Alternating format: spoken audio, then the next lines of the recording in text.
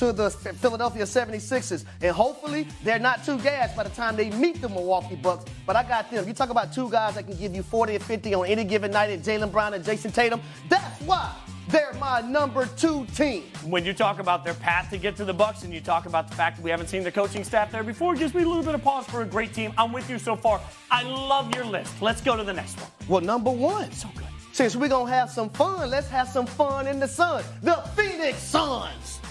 Kevin Durant, the easy money sniper. Devin Booker, you got the floor general and Chris Paul. DeAndre Ayton, don't mess it up. All you got to do is rebound and get buckets when you need it. Pick and roll game with Chris Paul. But when you have 2 lethal scorers like Devin Booker and Kevin Durant, that's why they right there. Yeah, we ain't playing video game basketball. They got to get on the court at the same time. Never happens. Like, how can you trust the Suns? I think the Suns are great. They're dangerous, but they're not healthy. Like, at what point do we have to start looking at KD and saying, man, might be an issue this year with health? Like, they've got to be on the court together to be at the top. Can I ask you a question? Who do you have coming out of the West?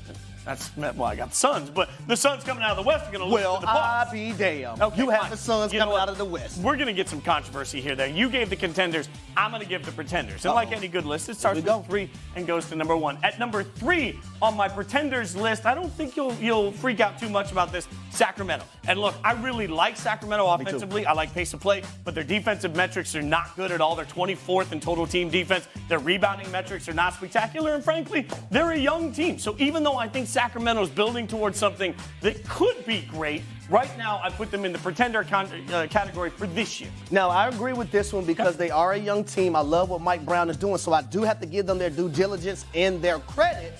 But being a young team in the playoffs, they might be overly excited, and they might not be able to live up to the hype. So I got them early and going to be exited early in the playoffs. I love the fact that we're getting along. That's going to end now. Number 2 on my pretenders list, a team that I know you're hot on, the Golden State Warriors. They're pretenders.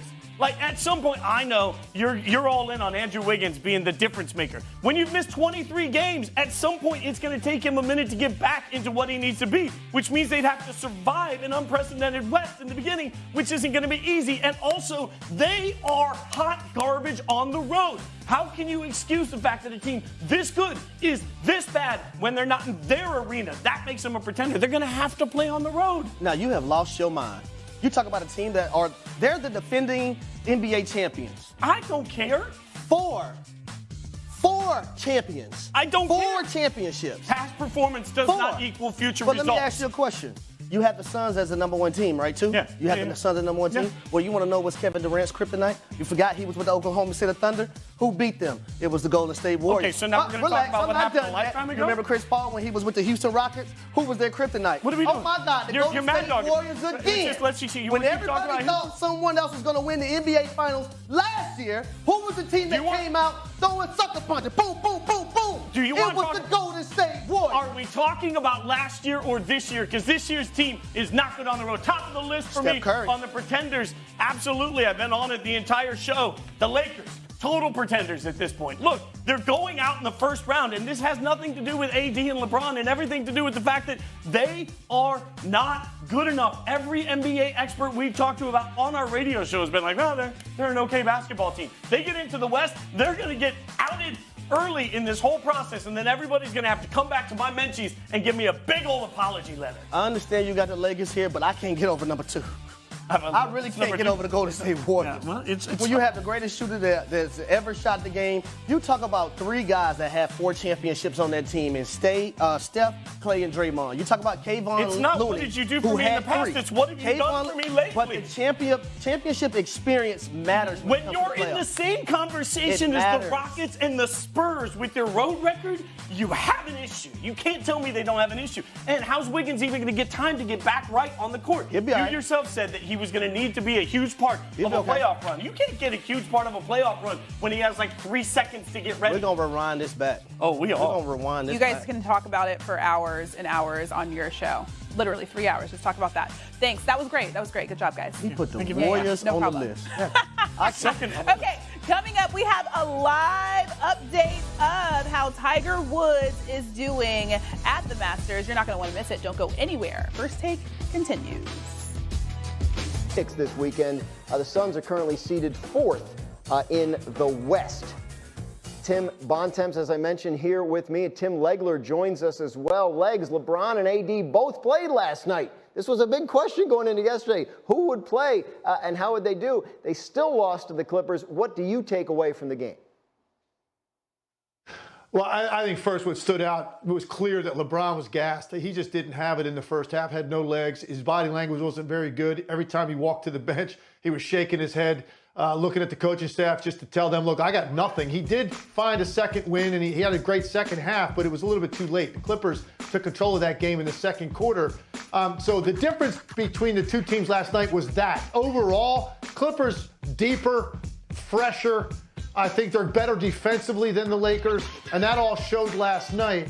Now, the problem for the Lakers going forward is going to be now, obviously, you're not going to have as much rest if you're in the play-in.